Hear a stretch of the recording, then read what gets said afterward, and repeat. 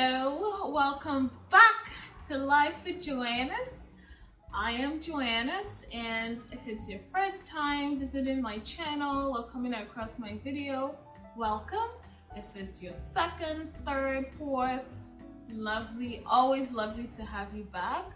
As I said, I'm Joannis, and on my channel I talk about my journey through the Accelerated Nursing Program here in Canada.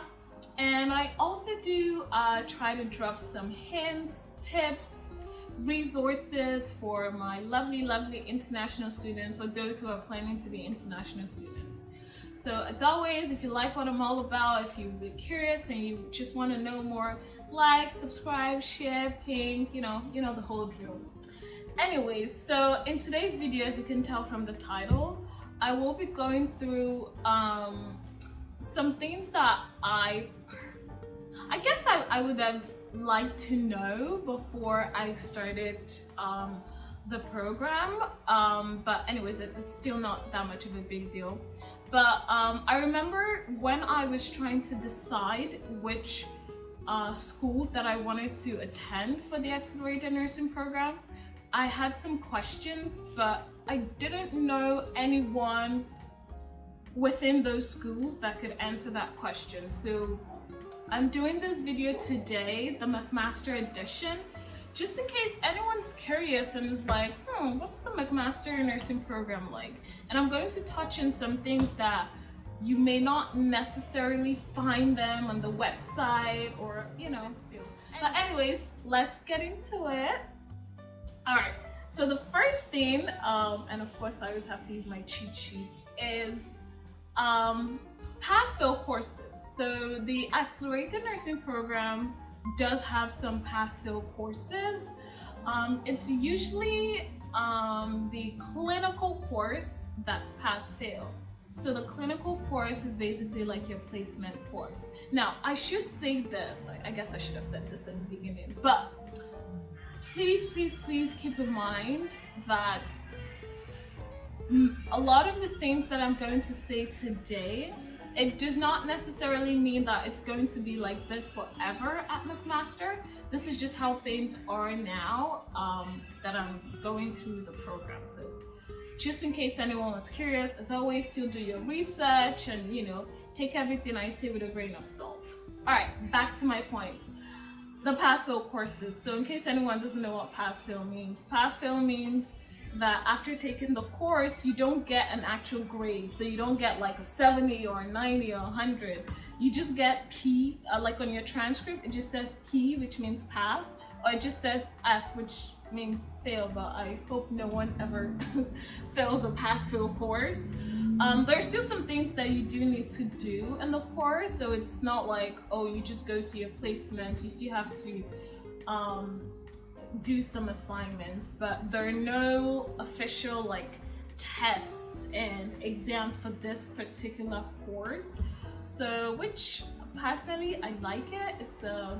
It's a plus for me, but you never know. It could be a plus for someone else or a minus for someone else. But anyways, that's just one thing to keep in mind. Currently, right now in the program, or at least in the first semester, all the courses were graded, so there was no pass-fail. In the second semester, I think it was 1 or 2 pass-fail courses. I think 1, I could be wrong. But anyways, the clinical course at least is pass-fail. All right, so the next thing is research. So McMaster as a university they're heavily invested in research, which is good. It's a teaching well, I guess it's a teaching university, but they do focus on research, and that spills over into their the nursing program as well. We are required to take a research course. Now, this is not, when I say the research course, it doesn't mean like you have to like be doing any research. It's just just keep that in mind. If you're looking to get into the program, you will take a research course. Overall, for the entire 5 semesters or 20 months, we only have 2. So I took one in my second semester and I'll be taking another one in my 4th semester. So yeah. And then another thing, when I was trying to like again decide which school I wanted to go to, I remember speaking to like the academic advisor for Western University, and research, I'm not talking about research course, I'm just talking about research in general. It's just something that I was curious about. I just wanted to be able to have the opportunity to do it if it's something I wanted to do. So when I spoke to the lady or the academic advisor at Western, she told me that it wouldn't be possible if I was in the accelerated nursing program, just because it's very fast-paced and fast-tracked. But here at McMaster, if you are interested in research, you can still pursue that if that's something that you want. It's not, you must not do you know, like an actual research, but in case anyone was curious, you do have that option at McMaster, because McMaster is very much research focused, or at least their style of teaching and just the university as a whole. All right, so the third thing to know about the McMaster Accelerated Nursing Program is there are a lot of group projects. So so that's one skill that you can look forward to developing, because it's not just you do get exams and tests, but you also get like presentations, so that often involves like working with like a group. So yeah, just keep that in mind. So if you're someone that you're like, oh, I'm not doing any group thing, no, McMaster is not gonna let you. There are a lot of group projects. Now, the other thing I want to touch on is papers. Before I started the nursing program, I would always hear that, oh, like in nursing school, they write a lot of papers, and I was actually very curious about that. So speaking on the paper aspect, I don't know how McMaster compares to like other universities, so I'll just tell you how it is here at McMaster. Yes, we do write papers. First of all, let me just get that out of the way. But we only write it in this one course. But the course is called PDL.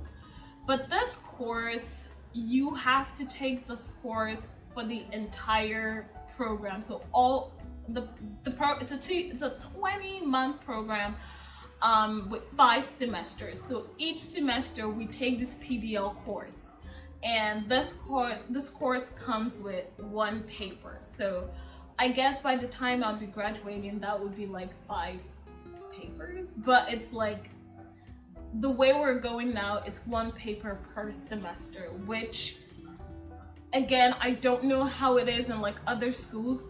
This could be a wow, this is good, less papers, or it could also be wow, this could be considered more papers to some other people. But just in case you get curious, yeah, we do write papers, but for now it's 1 paper per semester. Personally, I'm not a paper person. Like, I prefer exams. Like, give me a test and I will study, and but there are some people who prefer papers. So but I don't think papers is something you could escape if you do plan to go to nursing school. But anyways, hopefully this helps you if you're trying to gauge to figure out how much paper you're writing. McMaster is at the pace of 5 in total, so 1 per semester. All right, so the other thing is placements. So in terms of placements, they do send out like this email and this link, and they tell us to rank the ones that you want. But a lot of times, a lot of people don't get the one that they want or the one they wanted. So I mean, it's a nice thing to have. But they still let us know that, hey, we'll do our best, but you may not get the one that you want. So, and sometimes some people are like, oh, I don't even want, for example, maternity or something like that, and they rank it low. and they end up getting it, and then you find someone who's like, I really want maternity, and then they don't get it. So to be honest, I don't know how they use that tool that they make us feel, but anyways, that option is there. Another thing is, for certain placements, especially when you get to like the third semester, you do have the opportunity. So McMaster is actually in Hamilton. So by the time you get to your third semester, you do have opportunities to do placements outside of Hamilton. So if you want to do it in like Toronto, Oakville, Markham, so they've started sending us emails letting us know, oh look, this opportunity is available, send your resume, your cover letter, and send it to this email. So just in case you were curious, in case you live in Toronto and you would like to do a placement there, that could be a possibility for that as well. All right, the fifth thing, which is not a big deal, but anyways, just a side note, they actually call their, so in the first university that I went to, that I did my undergraduate degree, we called the teachers professors, right? That was just a term that we used. So we go, oh, my professor this, my professor that. Here in the McMaster Nursing Program, they call their professors tutors. I have no idea why. I don't know if it's a nursing thing or just a McMaster thing in general. I don't even know if other schools do this, but they just call the professors tutors in the nursing program. They are actually professors, like they have their master's degree, and I remember the first time the tutor introduced herself as a tutor. She was this older lady in like her I think maybe 60s or late 50s. So when she introduced herself as a tutor, I thought that was her way of like calling herself a GA, graduate assistant, but I just felt, okay, she looked a bit seasoned to still be a GA, but then she explained that she's like, tutor means professor. But anyways, just a side note, nothing, it's not a big deal. I guess it's their own way of doing things. But anyways, that's it for now.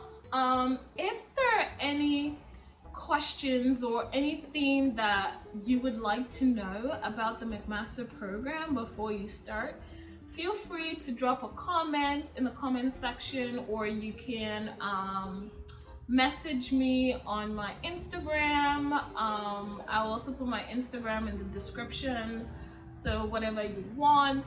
But yeah, or you can post in the, well, I said that. Anyways, let me know if you have any questions, and I'm more than happy to reply you.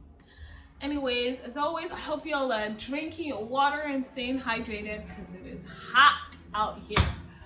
Very, very hot. But anyways, always a pleasure doing these videos. As always, stay safe, be nice, spread love. Until next time.